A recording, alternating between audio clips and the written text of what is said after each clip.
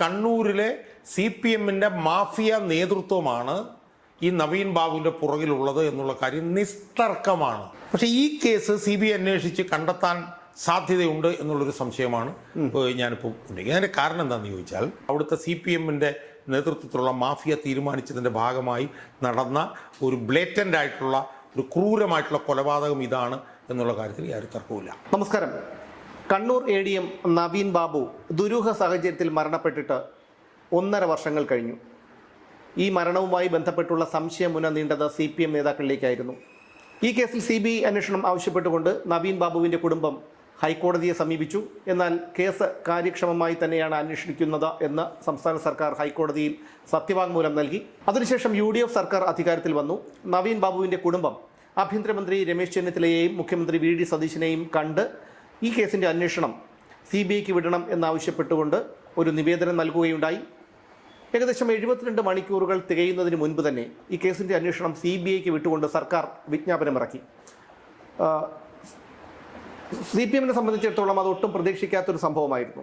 CPM നേതാക്കളിലേക്കാണ് ഈ കേസിൻ്റെ അന്വേഷണത്തിൻ്റെ മുന നീളുന്നത്. എങ്ങനെ ഈ കേസിൻ്റെ അന്വേഷണം CPM-നെ പ്രതികൂലമായി ബാധിക്കും എന്നതിലുപരി PP ദിവ്യ എന്ന ഈ കേസിലെ ഏക പ്രതി CBI അന്വേഷണം മുന്നോട്ട് പോകുമ്പോൾ ഇതിൻ്റെ പിന്നിലുള്ളവരുടെ പേരുകളൊക്കെ വെളിപ്പെടുത്തുമോ? അവരുടെ ഭാവി എന്തായിരിക്കും? എങ്ങനെയായിരിക്കും ഈ കേസ് മുന്നോട്ട് പോകുക? ഈ കേസ് യഥാർത്ഥത്തിൽ കേരളത്തിൻ്റെ സമൂഹ മനസാക്ഷിയെ വളരെ വലുതായിട്ട് ഞെട്ടിച്ച ഒരു കേസാണ്. അതിൻ്റെ പ്രധാനപ്പെട്ട കാരണം എന്ന് പറയുന്നത് ഈ കേസിൽ മരണപ്പെട്ട ADM ആയിട്ടുള്ള നവീൻ ബാബു അയാൾ സൽഗുണ സമ്പന്നനും അഴിമതി വിരുദ്ധനുമായിട്ടുള്ള ഒരു ഉദ്യോഗസ്ഥനായിരുന്നു എന്ന് മാത്രമല്ല അയാൾ CPM സംഘടനയിലെ സജീവ പ്രവർത്തകനുമായി. അപ്പോൾ അങ്ങനെയുള്ള ഒരാളാണ് ഈ വിഷയത്തിൽ മരണപ്പെട്ടത്. അതും ഒരു പ്രത്യേക രീതിയിലാണ് അത് സംഭവം ഉണ്ടായത്. ഒരു യാത്രയപ്പ് യോഗം നടക്കുന്നു. യാത്രയപ്പ് യോഗത്തിൽ അവിടുത്തെ ജില്ലാ പഞ്ചായത്ത് പ്രസിഡന്റ് PP ദിവ്യ എന്ന് പറഞ്ഞൊരു വനിത ഒരു പ്രസംഗം നടത്തുന്നു. ആ പ്രസംഗം നടത്തിയതിനെ തുടർന്ന് ആ പ്രസംഗത്തിൽ നിന്നുണ്ടായ മനോവ്യഥയിൽ നിന്ന് അയാൾ ആത്മഹത്യ ചെയ്തതാണ് എന്നുള്ള നിലയിലേക്ക് കാര്യങ്ങൾ മാറുന്നു. എന്നാൽ അത് പിന്നീട് അത് മരണമല്ല കൊലപാതകമാണ് എന്നുള്ള നിലയിലുള്ള ചർച്ചകൾ വ്യാപകമായി ഉണ്ടാകുന്നു. ആ വിഷയത്തിൽ വലിയൊരു പോരാട്ടവുമായി നവീൻ ബാബുവിൻ്റെ ഭാര്യ മഞ്ജുഷ രംഗത്ത് വരുന്നു.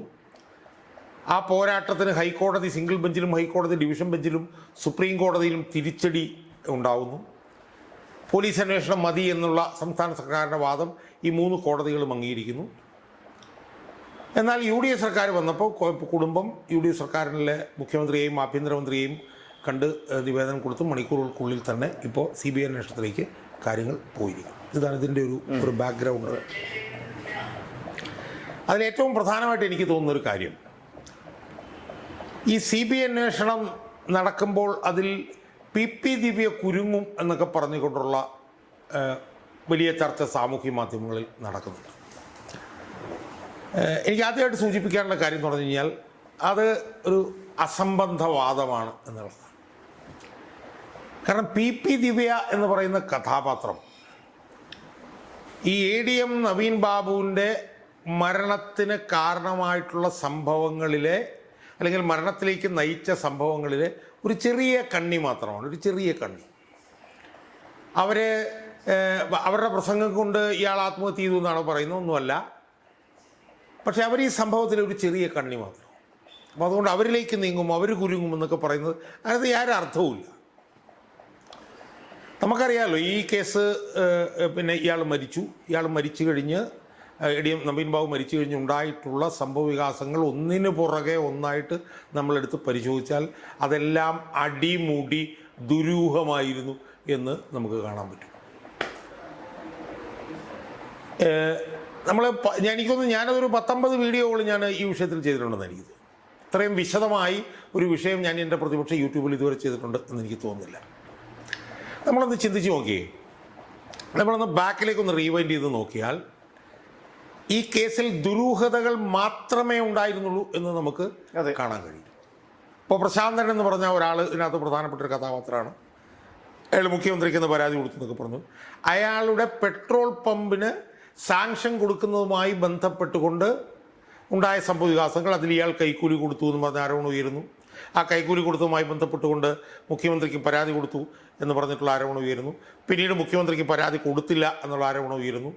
ആ പരാതി എഴുതി തയ്യാറാക്കിയത് AK സെൻട്രൽ ഓഫീസ് സെക്രട്ടറി ആയിട്ടുള്ള ബിജു കണ്ടക്കൈ എന്ന് പറഞ്ഞിട്ടുള്ള ആളാണ് എന്നുള്ള രീതിയിലുള്ള ആരോപണങ്ങൾ ഉയരുന്നു. ഈ നവീൻ ബാബുവിനെ ഈ തലേ ദിവസം പിന്നെ റെയിൽവേ സ്റ്റേഷനിലേക്ക് കൊണ്ട് വിടാനായിട്ട് മുന്നീശ്വരം കോവിൽ എന്ന് പറഞ്ഞൊരു കോവിലിൻ്റെ അടുത്ത് ഇറക്കി വിട്ട ഷംസുദ്ദീൻ എന്ന് പറഞ്ഞൊരു ഡ്രൈവർ, അയാളെ കാണാനില്ല എന്നുള്ളത് ദുരൂഹമാകുന്നു. ഈ നവീൻ ബാബു വീട്ടിലേക്ക് പിറ്റേ ദിവസം വെളുപ്പിനെ ചെല്ലും, അപ്പോൾ റെയിൽവേ സ്റ്റേഷനിൽ കാത്തിരിക്കണമെന്ന് ഭാര്യയോട് വിളിച്ചു പറഞ്ഞത് ദുരൂഹമായിട്ടുള്ള സംഭവമാകുന്നു. ഇയാൾക്ക് പരിയാരം മെഡിക്കൽ കോളേജിൽ ഇയാളെ പോസ്റ്റ്മോർട്ടം ചെയ്തത് പഴയ SFIക്കാരനും ഒരു CPM അനുഭാവിയായിട്ടുള്ള ഒരു ഫോറൻസിക് ഒരു ഡോക്ടറാണ് എന്നുള്ളത് ദുരൂഹമാകുന്നു. ഇയാളുടെ മൃതശരീരവും വഹിച്ചുകൊണ്ട് പത്തനംതിട്ട വരെ പോയതിൻ്റെ കൂട്ടത്തിൽ CPMൻ്റെ അന്നത്തെ ജില്ലാ സെക്രട്ടറി ആയിരുന്ന MV ഗോവിന്ദൻ അതിനെ അനുഗമിച്ചത് ദുരൂഹമാകുന്നു. ഇയാളുടെ മൃതദേഹം അവിടെ ചെന്ന ഉടനെ തന്നെ ഇടിപിടിന്ന് അത് ദഹിപ്പിച്ചതിനകത്ത് ദുരൂഹത ഉണ്ടാകുന്നു. ഇയാളുടെ പോസ്റ്റ്മോർട്ടത്തിൽ ദുരൂഹത ഉണ്ടാകുന്നു. ഇയാളുടെ ഇൻക്വസ്റ്റ് റിപ്പോർട്ടും പോസ്റ്റ്മോർട്ടം റിപ്പോർട്ടും ഇതിനകത്തും വൈരുദ്ധ്യം എന്നുള്ളത് ദുരൂഹത ഉണ്ടാക്കുന്നു. ഇയാളെ കൊലപ്പെടുത്തിയതാണ് എന്നുള്ളത് സംബന്ധിച്ചിട്ടുള്ള ഒരു 6-7ഓളം കാര്യങ്ങൾ കാര്യകാരണ സഹിതം കോടതിയിൽ അവതരിപ്പിക്കപ്പെട്ടതിനകത്ത് ദുരൂഹത വരുന്നു. ഇയാളുടെ അടിവസ്ത്രത്തിൽ ചോര രക്തം കണ്ടു എന്ന് ഇൻക്വസ്റ്റ് റിപ്പോർട്ടിൽ ഉണ്ടായിരുന്നു എന്നുള്ളത് ദുരൂഹത വർദ്ധിപ്പിക്കുന്നു. എന്നാൽ ആ വിഷയം പോസ്റ്റ്മോർട്ടം റിപ്പോർട്ടിൽ കണ്ടില്ല എന്നുള്ളത് ദുരൂഹത വർദ്ധിപ്പിക്കുന്നു. ഈ അന്വേഷണം അടിമുടി പോലീസ് മാത്രം അന്വേഷിച്ചാൽ മതി എന്ന് CPM നിർബന്ധം പിടിച്ചത് ദുരൂഹത വർദ്ധിപ്പിക്കുന്നു. ഇയാളുടെ മരണത്തിൻ്റെ പിറ്റേ ദിവസം ഇയാളുടെ ക്വാർട്ടേഴ്സിൽ ചെല്ലുമ്പോൾ ആ ക്വാർട്ടേഴ്സിൻ്റെ വാതിൽ തുറന്നു കിടന്നു എന്നുള്ളത് ദുരൂഹത വർദ്ധിപ്പിക്കുന്നു. ഇയാളെ തൂങ്ങി മരിച്ചു കിടക്കുന്നത് കണ്ട ഉടനെ തന്നെ ആ കുരുക്ക് അഴിച്ച് ഇയാളെ നിലത്തിൽ കിടത്തിയത്. അതുപോലെ ഡസൻ കണക്കിന് ദുരൂഹതകൾ ആധികാരികമായി അർത്ഥശങ്കയ്ക്കിടയില്ലാത്ത വിധം ഈ ADM നവീൻ ബാബുവിൻ്റെ മരണവുമായി ബന്ധപ്പെട്ട് അന്ന് ഉയർന്നതാണ്. ഇപ്പോൾ പ്രശാന്തൻ എന്ന് പറഞ്ഞ ആൾ, അയാൾ 10,000 രൂപ ശമ്പളമുള്ള ഏതൊരു ജോലിയിലാണ് അയാൾ ഇലക്ട്രീഷ്യനാണ് അവിടെ. അയാൾക്ക് എങ്ങനെ ഒരു പെട്രോൾ ബങ്ക് നടത്താൻ കഴിയുന്നു എന്നുള്ള സംബന്ധിച്ച് ദുരൂഹത ഉണ്ട്. ഇനി കോടതിയുടെ ഇടപെടലിനകത്തും അന്ന് ആരോപണങ്ങൾ ഉയർന്നിരുന്നു. കാരണം ഈ കാര്യങ്ങളെല്ലാം കോടതിയുടെ ശ്രദ്ധയിൽ നിരന്തരമായി മഞ്ജൂഷപ്പെടുത്തിയിട്ടും ഈ വിഷയത്തിൽ പോലീസിൻ്റെ അന്വേഷണം മതി എന്ന് കോടതികൾ തീരുമാനിച്ച സംബന്ധിച്ചും അന്ന് ആരോപണങ്ങൾ ഉയർന്നു. ഞാനൊക്കെ ആരോപണം ഉന്നയിച്ചതിൽ ഒരാളാണ്. എനിക്ക് ഓർമ്മയുണ്ട്, സിംഗിൾ ബെഞ്ചിൽ കൗസർ എടപ്പകത്ത് എന്ന് പറഞ്ഞൊരു ന്യായാധിപനായിരുന്നു. ആ ന്യായാധിപൻ ഇതിൻ്റെ വരുംവരായികളൊന്നും നോക്കാതെ, ഉന്നയിച്ച ഒരു കാര്യങ്ങളും അംഗീകരിക്കാതെ പോലീസിൻ്റെ അന്വേഷണം മതി എന്ന് പ്രഖ്യാപിച്ചു. അതിനുശേഷം ഇത് ഡിവിഷൻ ബെഞ്ചിൽ ചെന്നു. എനിക്ക് ഓർമ്മയുണ്ട്, PB സുരേഷ് കുമാർ എന്ന് പറഞ്ഞിട്ടുള്ള ഒരു ജഡ്ജിൻ്റെ നേതൃത്വമുള്ള ഡിവിഷൻ ബെഞ്ചിലാണ് ഇത് ചെയ്തത്. ആ ഡിവിഷൻ ബെഞ്ചിൻ്റെ നേതൃത്വം കൊടുത്ത ജഡ്ജും ഈ കാര്യങ്ങളൊന്നും അന്വേഷിക്കാതെ പോലീസ് അന്വേഷണം മതി എന്ന് പറയുന്നു.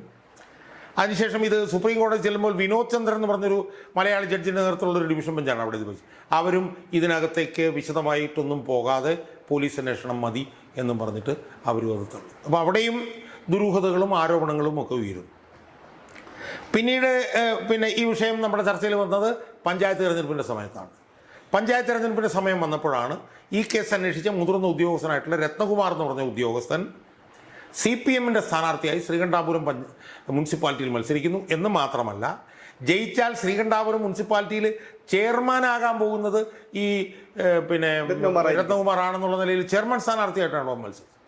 അപ്പോൾ സ്വാഭാവികമായി ഈ അന്വേഷണ ഉദ്യോഗസ്ഥൻ ഈ അന്വേഷണം അട്ടിമറിച്ചിട്ട് ഉണ്ടാവാനിടയുണ്ട് എന്നുള്ള നിലയിലുള്ള ചർച്ച വന്നു.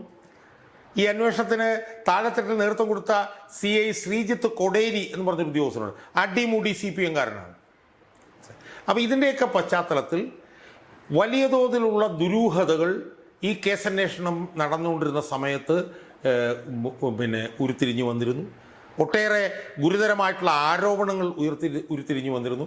ഒട്ടേറെ വസ്തുനിഷ്ഠമായിട്ടുള്ള തെളിവുകൾ ഇതുമായി ബന്ധപ്പെട്ടുകൊണ്ട് പല കോടതികളിലും നിരത്തപ്പെട്ടിരുന്നു. പക്ഷേ അതൊന്നും തന്നെ പ്രതികളെ ശിക്ഷിക്കപ്പെടുന്ന ഒരു നിലയിലേക്ക് പോയില്ല. എന്നാൽ ഈ കേസിൽ പിന്നെ വാദിയായിരുന്ന നവീൻ ബാബുവിൻ്റെ ഭാര്യ മഞ്ജുഷ തൻ്റെ പോരാട്ടം അവസാനിപ്പിച്ചില്ല. സുപ്രീം കോടതിയിൽ ചെന്നും സുപ്രീം കോടതിയിലും CBI അന്വേഷണം തള്ളപ്പെട്ടിട്ടും അവർ തൻ്റെ പിന്നെ പോരാട്ടം തുടർന്നു. അവർ പോലീസ് അന്വേഷണവുമായി ബന്ധപ്പെട്ടുകൊണ്ട് പോലീസ് അന്വേഷണത്തിലെ തെറ്റുകൾ ചൂണ്ടിക്കാണിച്ച് അവർ കീഴ്ക്കോടതിയിൽ അവരുടെ സമരങ്ങൾ തുടർന്നു.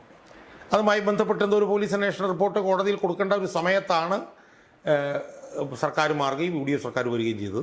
UDF സർക്കാർ വന്നതിനെ തുടർന്ന് ഞാൻ നേരത്തെ സൂചിപ്പിച്ച പോലെ മുഖ്യമന്ത്രിയെയും ആഭ്യന്തരമന്ത്രിയെയും കണ്ട് മഞ്ജുഷ തങ്ങളുടെ CBI അന്വേഷണത്തിൻ്റെ പിന്നെ ആവശ്യം ഉന്നയിക്കുകയും മണിക്കൂറുകൾക്കുള്ളിൽ തന്നെ CBI അന്വേഷണത്തിന് ആ കേസ് വിടുകയും ചെയ്തിട്ടുണ്ട്. ഇതാണ് ഇതുവരെയുള്ള ഈ കേസിൻ്റെ നാൾ വഴി.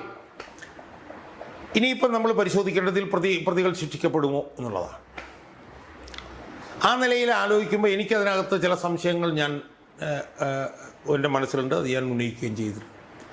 അത് ആദ്യം ഉന്നയിച്ചത് എന്താണെന്ന് പറഞ്ഞാൽ CBI അടുത്ത കാലത്തൊന്നും ഒരു കേസ് ഇവിടെ അന്വേഷിച്ച് തെളിയിച്ച സംഭവമില്ല. നമുക്കിപ്പോൾ ലാവ്ലിൻ കേസ് മുതലും കൊണ്ടെടുത്ത് നോക്കിയാൽ ഒരു പിടി കേസിൽ ഇപ്പോൾ വാളയാറിലെ ആ 2 പെൺകുട്ടികളുടെ പിന്നെ കൊലപാതകവുമായി ബന്ധപ്പെട്ടുള്ള കേസ് CBI അന്വേഷണത്തിലൂടെയാണ് അട്ടിമറിക്കപ്പെട്ടു പോയത്. അതിനുശേഷം വർഷങ്ങൾക്ക് ശേഷം പിന്നെ പൂക്കോട് പിന്നെ വെറ്റിനറി സർവകലാശാലയിൽ സിദ്ധാർത്ഥൻ്റെ മരണം, ആ മരണത്തിന് CBI അന്വേഷണ റിപ്പോർട്ട് എന്താ വന്നത്? പോലീസിൻ്റെ അന്വേഷണ റിപ്പോർട്ട് അതുപോലെ തന്നെ എടുത്ത് പകർത്തി വയ്ക്കുകയാണ് പിന്നെ CBIക്കാർ. ആ കേസും CBI അന്വേഷണത്തോടെയാണ് അത് അട്ടിമറിക്കപ്പെട്ടു പോയത്. അങ്ങനെ ഒരു പിടി കേസുകൾ CBI അന്വേഷിച്ച് അട്ടിമറിച്ചതായിട്ട് നമുക്ക് കാണാൻ കഴിയും.